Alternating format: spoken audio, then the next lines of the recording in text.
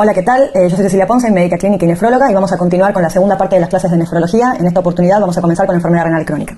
La enfermedad renal crónica se define como una anormalidad en la función renal, ya sea su filtrado glomerular o cualquiera de las otras alteraciones que acompañan, como son la hematológica, la endocrinológica o alteraciones en el medio interno, que tienen que ser sostenidas en el tiempo y generalmente son irreversibles. Cuando hablamos de sostenidas en el tiempo, nos referimos a un plazo por lo menos de 3 meses de instalación del daño renal y la caída del filtrado, porque ese es el plazo, si bien está determinado en forma arbitraria, es el plazo en el cual tenemos más chance de recuperación si se tratara de una insuficiencia renal aguda. Generalmente el daño es irreversible y conlleva la disminución del número de nefronas. Los factores de riesgo asociados a la enfermedad renal crónica son varios, pero a nivel de la población mundial y sin ser diferente en Argentina, hay 2 enfermedades que son las más importantes, como son la diabetes y la hipertensión. De hecho, de la población en hemodiálisis en nuestro país, estas 2 enfermedades son las que llevan más del 90% de los pacientes ingresados a hemodiálisis. Como otras enfermedades que pueden ser factores de riesgo y predisponer a la enfermedad renal crónica, se encuentran las enfermedades autoinmunes, la edad, la raza negra en población americana, el antecedente familiar de nefropatía es muy importante y sobre todo el hecho de haber padecido en algún momento de la vida episodios de insuficiencia renal aguda, independientemente de cuál haya sido la causa. Otras alteraciones que pueden estar presentes es la proteinuria, la hiperuricemia, la dislipemia, pero como factores menos asociados. La enfermedad renal crónica se divide característicamente en etapas, son 5 las etapas descritas por la Organización Mundial de la Salud y también por la Sociedad Internacional de Nefrología, que las clasifica según la medición del filtrado glomerular. El estadio 1, cuando nosotros hablamos de estadio 1, llama la atención porque está clasificado como enfermedad renal crónica si tiene un filtrado glomerular considerado normal, más de 90. Es que en realidad el estadio 1 hace alusión a cualquier anomalía o alteración de la estructura, ya sea macro o micro, de estructura glomerular, sin caída del filtrado glomerular. Por ejemplo, un paciente poliquístico entra dentro del estadio 1, aunque su filtrado glomerular sea considerado normal. Entonces, tener en cuenta que el estadio 1 no necesariamente implica caída del filtrado, pero sí anomalías estructurales. A partir de los estadios 2 en adelante, tiene que haber caída del filtrado glomerular, menos de 90, todo dependiendo también del rango etario. No es lo mismo tener 60 de filtrado a los 70 años que 60 de filtrado a los 30. Y generalmente a partir del estadio 3 en adelante es donde tenemos las reducciones más importantes del filtrado glomerular, en las cuales podemos manifestar o podemos encontrar otras alteraciones independientemente del valor de creatinina. La insuficiencia renal crónica terminal se define como el estadio 5 y generalmente es con filtrados menores a 15 o la necesidad de hemodiálisis. Dentro de las etapas, la mayoría de estas etapas, o el mayor porcentaje de pacientes en realidad, cursan en forma asintomática. Esto es un dato muy importante porque es muy difícil que un paciente se presente a la consulta directamente afectado por síntomas de enfermedad renal. ¿Esto qué significa? Que la enfermedad renal crónica hay que ir a buscarla, sobre todo en los pacientes que presentan los factores de riesgo. Los estadios 1 y 2 generalmente son asintomáticos, las manifestaciones clínicas que presentan están relacionadas a las enfermedades de base, y a partir del estadio 3, pero sobre todo a partir del estadio 4, es que empiezan a aparecer las manifestaciones clínicas y sobre todo los otros daños asociados relacionados directamente con la enfermedad renal, como es la anemia por deficiencia de eritroproyetina, la hiperfosfatemia o la hipocalcemia por el hiperparatiroidismo, etc. Recién a partir del estadio 5 es que se manifiestan los síntomas clásicos descriptos de síndrome urémico, pero hoy, dado la mayor capacidad de acercarse a la consulta médica o la posibilidad de acceso al sistema de salud, es raro encontrar un paciente crónico con síndrome urémico porque el inicio de hemodiálisis se realiza antes de la manifestación de los síntomas. Sí es un poco más frecuente encontrar síndrome urémico en pacientes con enfermedad renal aguda. Con respecto a la epidemiología, hoy la nefropatía diabética sigue siendo una de las causas principales de enfermedad renal crónica, seguido por la nefropatía hipertensiva, y está en crecimiento y está muy asociado la nefropatía asociada a obesidad, que en realidad hoy por hoy sigue siendo un factor de riesgo principal para nefropatía diabética, pero sí se está empezando a ver nefropatía asociada directamente a obesidad sin necesidad de que haya diabetes manifiesta. Por lo tanto, teniendo en cuenta que la diabetes y la hipertensión son 2 factores de riesgo importantes, así todo la enfermedad renal crónica constituye un factor de riesgo cardiovascular independiente y que está asociado con aumento de la mortalidad. Con respecto a la fisiopatogenia, en líneas generales, la causa principal o el mecanismo principal atrás de la insuficiencia renal crónica es la disminución del número de nefronas, que conlleva una hiperfiltración asociada. Ahora bien, la hiperfiltración puede manifestarse en forma independiente sin necesidad de que haya disminución del número de las nefronas. Y esto se da fundamentalmente en la nefropatía diabética, que es lo que conlleva el estadio 1 de nefropatía diabética, o en la obesidad. Esta hiperfiltración, independientemente que sea espontánea o consecuente a la disminución del número de nefronas, genera un aumento de la presión intraglomerular, y a la larga ese aumento de la presión intraglomerular, del capilar intraglomerular, es lo que genera la enfermedad renal crónica, porque acelera el proceso de esclerosis. Entonces, lo que vamos a ver es un riñón que comienza hiperfiltrando, que va a tener muy buenos valores de creatinina, muy buenos valores de clínicas de creatinina cuando uno lo mide en orina de 24 horas, pero a la larga ese riñón hiperfuncionante se esclerosa mucho más rápido que un riñón normofuncionante. Toda esa hiperfiltración genera liberación de citoquinas proinflamatorias, sustancias vasoactivas, como consecuencia final la enfermedad intersticial y la esclerosis. A la larga, esto lo que conlleva es una alteración en la capacidad de la concentración y dilución de la orina.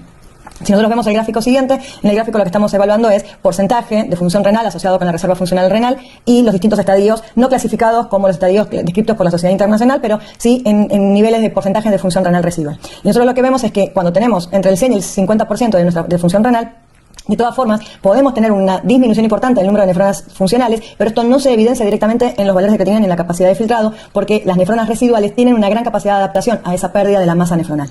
Por lo tanto, recién a partir de una pérdida del 50% generalmente de la capacidad o del número de nefronas funcionantes es que nosotros vamos a ver una alteración en los valores de la creatinina, y a partir de ahí el descenso o la alteración del valor de creatinina es mucho más rápido. Es decir, lleva prácticamente la misma capacidad de tiempo, la misma duración de tiempo, llevar del 100 al 50% de la pérdida de la masa nefronal, y a partir de ahí la manifestación clínica en valores de laboratorio. Recién a partir de una pérdida importante, que es estadios de enfermedad renal 3, en general más 4, es que empiezan a verse las manifestaciones clínicas características descritas de la enfermedad renal crónica, como son el hiperparatiroidismo, la osteodistrofia renal, la acidosis, la uremia, que en realidad estos dependen más de la velocidad de instauración que del valor del filtrado en sí, pero lo que es muy característico y que es molesto para los pacientes es la falta de concentración y dilución de la orina, y eso se refleja en nicturia.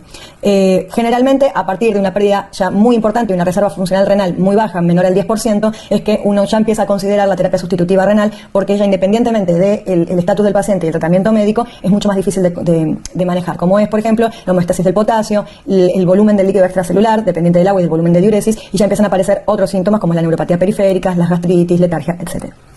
Cuando uno considera la valoración del filtrado glomerular, lo primero que tenemos que tener en mente presente es que no existe un método ideal para hablar de filtrado glomerular. El mejor método sería el clearance de inulina, que no se utiliza en la práctica médica. Por lo tanto, tenemos que recurrir a otro tipo de sustancias que sean fácil de medir, que sean económicas al momento de medir y que nos den la mejor estimación para poder establecer un estadio de enfermedad renal crónica. Hoy por hoy sigue siendo el clearance de creatinina la mejor forma o la mejor manera de establecer estos estadios.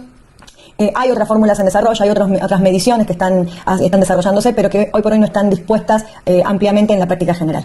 La fórmula que se utiliza es la fórmula de Crocroft, es la más conocida, la más fácil de medir, la podemos utilizar fácilmente en el consultorio. Sin embargo, la que hoy por hoy mejor especificidad y sensibilidad tiene es la MDRD, que utiliza también la creatinina, pero con una fórmula mucho más compleja. En el consultorio puede utilizarse fácilmente la de Crocroft, se utiliza sobre todo para el ajuste de cualquier tipo de tratamiento farmacológico, sobre todo los antibióticos. Tengamos en cuenta que es esperable que la capacidad de filtrado glomerular disminuya a partir de los 30 años. Esto es parte del proceso de envejecimiento renal normal. Por lo tanto, hay que tener en cuenta que un valor de filtrado glomerular disminuido no necesariamente implica enfermedad renal. Si nosotros analizamos este gráfico en el cual compara la estimación de la caída del filtrado glomerular, lo que vamos a ver en las líneas celestes un poco más claras es la progresión normal en años de la caída del filtrado glomerular, y en la otra línea un poquito más oscura es la progresión en caso de enfermedad renal crónica. Lo que nosotros vemos es que, más allá del proceso de envejecimiento normal, la presencia de enfermedad renal crónica acelera ese proceso de caída del filtrado glomerular, justamente relacionado con la hiperfiltración. ¿Qué otras herramientas podemos utilizar para valorar el filtrado glomerular? Hay una herramienta que es muy útil y hoy es bastante fácil de medir, que es la albuminuria. La albuminuria, ¿qué es? Es la concentración de albúmina en orina. La albuminuria puede clasificarse según la concentración que aparezca en la orina en distintos niveles. Lo normal es tener un nivel de albúmina en orina menor a 30 miligramos en 24 horas. Cuando ese valor se encuentra entre 30 y 300 es lo que nosotros denominamos microalbuminuria, un término que no es del todo correcto, pero que está ampliamente difundido. Y cuando el valor de la albuminuria es mayor a 300 miligramos en 24 horas, hablamos de macroalbuminuria o albuminuria manifiesta. ¿Por qué la albuminuria es un buen valor o un buen método para valorar filtrado glomerular? Porque directamente nos está hablando de la salud del glomérulo, habla de la salud de esa membrana basal que claramente se afecta en diabetes y se afecta en hipertensión. Aparte de ser un marcador de filtrado glomerular, es en los pacientes hipertensos con enfermedad coronaria un marcador de riesgo independiente de eventos cardiovasculares. Por lo tanto, en un paciente que es diabético, un paciente que es hipertenso, uno no debería esperar la caída del filtrado glomerular para hablar de enfermedad renal crónica, sino que hay que ir a buscarla midiendo microalbuminuria antes. Para hacer un analogismo con lo que es la proteinuria, que conceptualmente no es lo mismo y no se mide de la misma manera, podemos decir que la proteinuria es normal hasta 150 miligramos por día, y en general el origen de esta proteinuria suele tener doble origen. Puede ser plasmático, es decir, directamente a través del filtrado glomerular, o tubular. La mayoría de estas proteínas tienen origen tubular, son las famosas proteínas de Tams-Horsfall, pero que suelen reabsorberse en el túbulo contorneado proximal. Cuando hay enfermedad del túbulo, en esa oportunidad ya empezamos a ver proteinuria manifiesta. A modo conceptual, ya lo vamos a desarrollar un poco mejor cuando hablamos de glomerulopatías, pero podemos decir que la proteinuria se debe por dos grandes mecanismos: o por aumento de la filtración a nivel glomerular, que eso habla de una enfermedad de la membrana basal glomerular, o por disminución a nivel de la reabsorción tubular. ¿Cómo evaluamos un paciente con enfermedad renal crónica? Las manifestaciones clínicas del paciente renal crónica son muy variadas, pero lo primero que hay que tener en mente es que, en general, el paciente enfermo renal crónico no manifiesta ningún tipo de síntomas. Es raro que un paciente se presente al consultorio nefrológico por manifestaciones clínicas de enfermedad renal crónica, y cuando lo hacen suelen ser tardías y es es importante establecer pautas de hemodiálisis o de tratamientos sustitutivos a corto plazo. La mayoría de los pacientes que se acercan al consultorio nefrológico suelen ser producto de la derivación de sus médicos de cabecera, médicos cardiólogos o su diabetólogo de cabecera, porque tienen un hallazgo de la creatinina anormal en los análisis de sangre, en los controles de rutina. Y generalmente cuando uno analiza en forma retrospectiva valores previos, se da cuenta que esa enfermedad renal crónica no comenzó en el momento o en los meses previos a la consulta, sino que es un proceso de varios años de evolución. Entonces, siempre hay que tener presente de que si uno va a esperar las manifestaciones clínicas para hablar de enfermedad renal crónica, va a llegar muy tarde en la atención de estos pacientes. Con respecto a las manifestaciones más importantes, los trastornos hidroelectrolíticos son los clásicamente descritos, pero no aparecen sino hasta estadios bastante avanzados de enfermedad renal. Estamos hablando de estadios 4 generalmente. Y esto se debe a 2 o 3 grandes grupos. Primero, la retención del sodio. Es muy difícil el manejo del sodio corporal total con la caída del filtrado y con la afectación tubular, y esto conlleva expansión del LEC, hipertensión, hiponatremia, porque también aparte hay una alteración en el manejo de crines de agua libre, y en estadios más avanzados, edemas periféricos, y si conlleva a una enfermedad cardiovascular concomitante, insuficiencia cardíaca. Los trastornos del potasio son bastante frecuentes. Hay que recordar que el potasio puede manejarse en forma independiente, ya sea por filtrado glomerular o también por la absorción intestinal. Cuando veamos la clase de potasio lo vamos a desarrollar un poquito más en detalle, pero la hipercalemia es una manifestación clínica bastante temida y que puede manejarse bastante fácil si uno establece pautas higiénico-dietéticas con los pacientes. La hipocalemia es mucho menos prevalente, pero tengamos en cuenta que los mecanismos compensadores no funcionan adecuadamente en el caso de enfermedad renal crónica. Y la acidosis metabólica está muy relacionada con la ingesta de proteínas y es raro que requiera algún tipo de tratamiento sustitutivo, salvo que el paciente esté prediálisis. Con respecto a los trastornos del metabolismo fosfocálcico, esto es algo bastante característico, es una de las cosas que nosotros como nefrólogos vamos a buscar en el paciente renal crónico, y el mecanismo fisiopatológico que opera es generalmente la disminución de la excreción del fosfato. El fosfato depende muchísimo del filtrado glomerular para poder manejarse y para poder eliminarse, y conlleva a una hiperfosfatemia. También hay que tener en cuenta que la vitamina D sintetizada o terminada hidroxilar en el riñón es un factor importante para regular los niveles de calcio plasmático, y entonces el hecho de la hipovitaminosis D que conlleva la enfermedad renal crónica implica un aumento en la secreción de la PTH, y esa PTH genera una liberación de fósforo al plasma. La diferencia con respecto a una hiperfosfatemia en un paciente sin insuficiencia renal y un paciente con insuficiencia renal es justamente la capacidad de filtrado. El hiperparatiroidismo en un paciente con enfermedad renal crónica conlleva sí o sí a hiperfosfatemia, porque ese fósforo que queda circulando en plasma no puede eliminarse adecuadamente por la falta de filtrado glomerular. En cambio, en un paciente con un hiperparatiroidismo sin enfermedad renal crónica, lo característico es tener normofosfatemia o incluso hipofosfatemia con hiperfosfaturia. Ese es un dato muy importante a tener en cuenta, porque el estímulo final para la liberación de la PTH es la disminución del calcio iónico provocada por el déficit de vitamina D. Dependiendo del grado de evolución, el tiempo que lleve la evolución, ese hiperparatiroidismo secundario puede transformarse en un hiperparatiroidismo terciario, generando adenomas paratiroides. Continuando con el metabolismo fosfocálcico, también tener en cuenta que el hecho de la hiperfosfatemia y la secreción constante de paratormona genera a nivel óseo una entidad que llamamos osteoitis fibrosa. Esta osteoitis fibrosa se da por el gran recambio óseo, por aumento de la paratormona, generando un riesgo importante para las fracturas, dolor óseo o hueso frágil. Otras alteraciones óseas ya no son tan prevalentes, porque uno va a buscar el hiperparatiroidismo, si eran más prevalentes años atrás, son la osteomalacia o la osteopatía adinámica.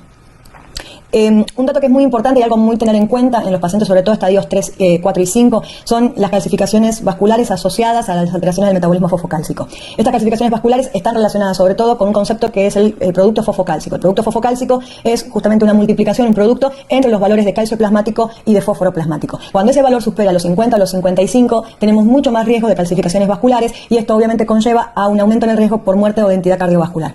En estadios muy avanzados o en ciertos pacientes con predisposición, esto también conlleva la calcifilaxia, que como vemos en las imágenes, la calcifilaxia es producto del depósito de cristales de calcio y de fósforo que generan necrosis por oclusión vascular y una calcificación vascular intensa. Generalmente se producen en miembros inferiores, pero también son fáciles de encontrar en abdomen y mamas, y la verdad que esto genera un pronóstico bastante regular a malo, porque si esto se está produciendo directamente en tejidos blandos, a nivel vascular pasa exactamente lo mismo, complica muchas veces el desarrollo de las fístulas y sobre todo aumentando el riesgo de infarto. Con respecto a los trastornos cardiovasculares, y haciendo alusión a lo que hablábamos recién, la enfermedad cardiovascular es la primera causa de morbimortalidad en pacientes con enfermedad renal crónica. Esto es un concepto muy importante porque se da en todas las etapas. ¿De qué se muere el enfermo renal crónico? No se muere de la enfermedad renal crónica, sino que se muere de enfermedad cardiovascular. Por lo tanto, es muy importante como médicos clínicos, como médicos nefrólogos, ir a tratar los factores de riesgo cardiovascular en el paciente enfermo renal crónico, independientemente de cuál sea su causa. Lo primero que vamos a ver es hipertrofia del ventrículo izquierdo. Esto se debe a un mal manejo del sodio y del volumen corporal del agua corporal total.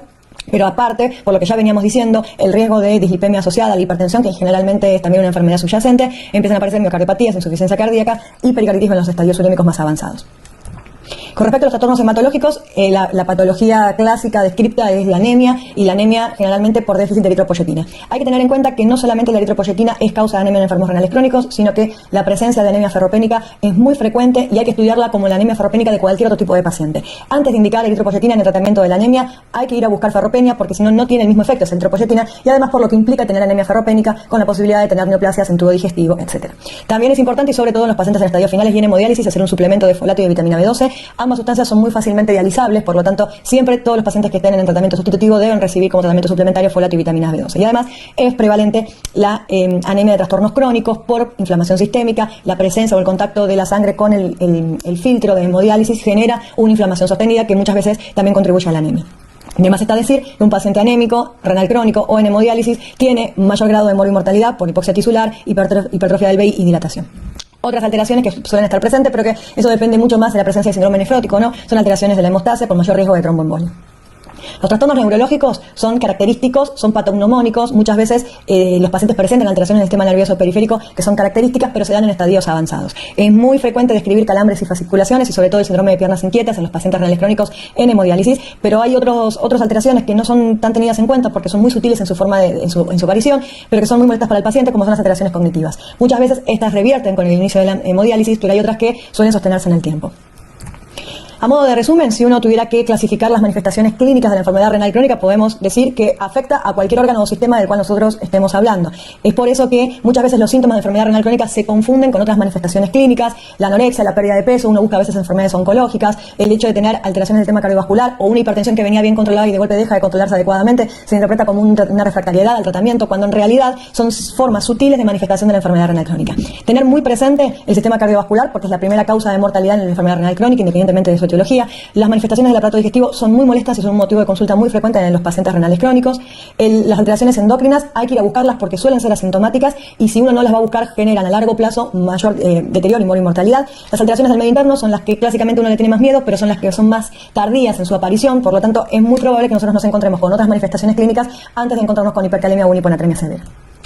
¿Cómo evaluamos un paciente con enfermedad renal crónica? Al momento de la primera valoración, nuestro trabajo como nefrólogos implica dos grandes aspectos. Primero, tratar de establecer la evolución, el origen, cuánto tiempo lleva ese paciente como enfermo renal crónico, y por otro lado, tratar de establecer el pronóstico, es decir, cuál va a ser la velocidad de progresión de esta enfermedad, y eso está muy relacionado con el estadio de la enfermedad al momento de la primera valoración y de la patología subyacente. Es muy importante recabar los datos de antecedentes patológicos, como si tienen enfermedades crónicas, obviamente preguntar diabetes y hipertensión, son las dos patologías que hay que ir a buscar, y interrogar, es muy importante interrogar sobre el consumo de fármacos. Muchas veces los analgésicos de venta libre no son considerados por los pacientes como fármacos, y no es poco frecuente encontrar enfermedad renal crónica asociada al consumo de AINES o empeorada por el consumo de AINES. Y después ir a buscar signos y síntomas que tengan relación con la enfermedad crónica, como para poder establecer el estadio al momento de la consulta, y sobre todo porque esas cosas es lo que va a guiar el tratamiento, sobre todo de sostén. Buscar hipertensión, buscar edemas, el examen cardiovascular es fundamental, y buscar daño de órgano blanco. Teniendo en cuenta que diabetes y hipertensión son las enfermedades más prevalentes como causa de enfermedad renal crónica, hay que ver esa diabetes, esa hipertensión, cómo está controlada, y si además, aparte de afectar riñón, afectó otro órgano. Fondo de ojo es un estudio fundamental para nosotros para poder hacer una correlación entre el daño micro y macrovascular y lo que nosotros vemos en los análisis de sangre. En el análisis de sangre, el laboratorio, es básico pedir una rutina completa, porque no es solamente el filtrado glomerular lo que vamos a evaluar, sino que con el hemograma, el hematocrito, con el hepatograma, si el paciente presenta, por ejemplo, hígado graso, el ionograma, metabolismo fosfocálcico y magnesio, albúmina para valorar perfil nutricional, glucemia o hemoglobina glicosilada en el caso de los pacientes, y perfil lipídico como factor de riesgo cardiovascular. En base al hallazgo de estos resultados, uno puede después estudiar otros aspectos. Por ejemplo, si el paciente se presenta con anemia, como médicos clínicos tenemos que estudiar esa anemia. Primero, pedir parámetros de hierro, descartar una anemia ferropénica y dosaje de folato y vitamina B12. Es muy importante, si no queda clara cuál es la causa de la enfermedad renal crónica, si el paciente no es diabético, no es hipertenso y se presenta con una anemia importante, ir a buscar hipercalcemia y descartar mieloma múltiple. Otra herramienta que es muy útil son los análisis en orina. La orina completa es útil el sedimento porque permite establecer, por ejemplo, en una orina completa proteinuria por una tira reactiva al azar, pero si uno tiene la posibilidad, lo ideal es hacer, aunque sea una vez en primera consulta, un clearance de creatinina con orina medida en 24 horas, porque eso a su vez permite medir microalbuminuria o proteinuria. En el caso de la ecografía es fundamental, sobre todo para descartar uropatía obstructiva. No es poco frecuente que uno encuentre pacientes con uropatía obstructiva como causa de enfermedad renal crónica, que es una causa potencialmente reversible y muy fácil de revertir. El tamaño renal en general está descrito que está disminuido en la enfermedad renal crónica, pero el dato más importante no es tanto el tamaño, sino la ecogenicidad. Cuando en el informe de la ecografía se evidencia disminución de la ecogenicidad, eso es un dato bastante fuerte que lleva a enfermedad renal crónica. Lo clásico que está descrito es que el tamaño renal está considerado normal o se evalúa normal en diabetes, amiloidosis, poliquistosis, la nefropatía por VIH, pero también hay que tener en cuenta el tamaño y la contextura física del paciente. Y la biopsia renal es el gold estándar para hablar de cualquier enfermedad renal, pero en general la biopsia renal no se utiliza, no es un estudio de rutina, solamente la indicamos en pacientes en los cuales la causa de la enfermedad renal crónica no queda clara, es decir, aquellos pacientes que no son diabéticos, no son hipertensos, se descartó uropatía obstructiva y que estén en la etapa 1 a 3. Y esto es importante porque esa es la etapa en donde nosotros con la intervención clínica podemos disminuir la progresión. Ya aquellos pacientes que estén en etapas más avanzadas de enfermedad renal crónica, por más que uno tenga la posibilidad de realizar la biopsia renal, la velocidad de progresión independientemente de la causa es tan rápida que no vale la pena, riesgo-beneficio muchas veces, realizar el tratamiento, a veces inmunosupresor, para evitar una enfermedad renal crónica que ya es inevitable. La biopsia renal, como dato importante, está indicada en todo paciente diabético que se presenta, diabético bien controlado, sin proteinuria, que se presenta en forma súbita con un síndrome nefrótico. Si bien el síndrome nefrótico es característico de la nefropatía diabética, cuando se instaura en forma aguda, no esperable dentro de la evolución, es una indicación de biopsia renal. A modo de las medidas generales y del tratamiento que nosotros instauramos en los pacientes, hay dos grandes grupos o indicación de medicaciones. La primera tiene que ver con la progresión. El primer objetivo del nefrólogo es disminuir la progresión de la enfermedad renal crónica. Y el segundo grupo de medidas generales es el tratamiento de los síntomas. Dentro del tratamiento de los síntomas, el estado nutricional es un gran valor en la un primer objetivo de tratamiento, sobre todo porque está muy difundido el hecho de que los pacientes renales crónicos tienen que hacer una restricción dietaria en proteínas. Esto es relativo, porque la restricción dietaria en un paciente que ya de base está desnutrido puede agravar la desnutrición y eso es un factor de mala evolución. Es muy importante la valoración nutricional y el seguimiento en conjunto con el servicio de nutrición en este tipo de pacientes, y esto tiene que ser valorado en forma mensual o bimensual inicialmente hasta establecer una dieta adecuada para el paciente.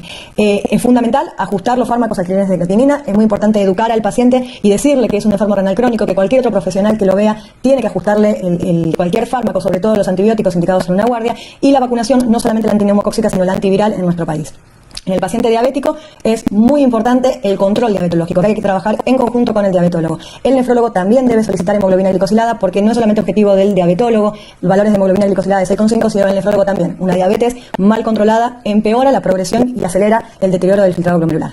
Todo paciente diabético, enfermo renal crónico o no, debe tener hecho, aunque sea una vez en su evolución, un dosaje de microalbuminuria. Con respecto a la hipertensión, en la hipertensión hay una gran discusión sobre cuáles son los valores y los objetivos, los endpoints sobre el tratamiento en hipertensión arterial y en enfermedad renal crónica.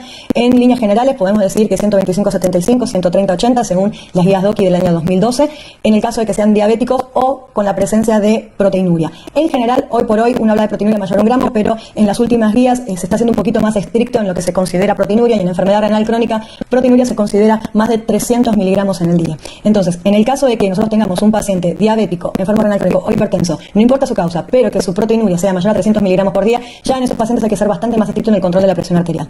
La restricción de sodio es fundamental, es parte del tratamiento de la hipertensión, pero hay que tener mucho cuidado en los casos de depresión de volumen y estar muy atentos en situaciones en donde los pacientes están expuestos al uso de diuréticos o a altas temperaturas, porque esta restricción de sodio, cuando es demasiado estricta, puede condicionar en esas situaciones una insuficiencia renal aguda. El uso de diuréticos es el mismo concepto, sobre todo si hay sobrecarga hídrica, hay que tener mucho cuidado en el uso de la dosis de los diuréticos y no sostener las mismas dosis durante mucho tiempo si no son necesarios.